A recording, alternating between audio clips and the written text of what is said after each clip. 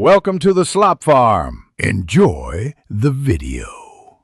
In this video, I will explain how to fix your Audi A3's rear wiper. First, let's diagnose the problem. Turn on your ignition and try to activate the rear wiper. Does it move at all, or is it completely still? Listen closely for any sounds from the motor, as this can indicate if power is reaching the unit. Also, visually inspect the wiper arm and blade for any obvious damage or if it's simply stuck. Next, we'll check the power supply. The fuse box is usually found on the driver's side of the dashboard, behind a plastic cover, or sometimes in the engine compartment.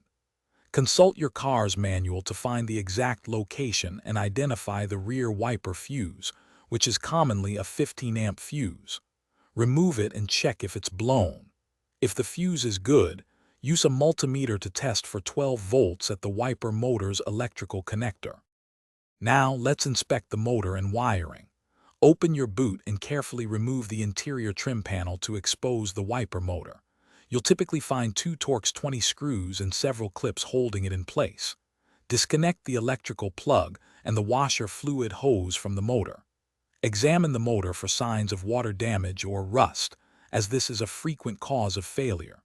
Also, visually check the wiring harness for any frayed or broken wires. If the motor is faulty, it's time for replacement. Use a 10mm socket to remove the 3 nuts holding the motor to the boot lid. Install your new motor, ensuring the grommet is seated correctly. Reconnect the electrical connector and the washer hose. Before replacing the trim, attach the wiper arm, making sure it's in the proper park position. Finally, close the boot and test the new wiper and washer jet to confirm everything works perfectly. Thanks for watching.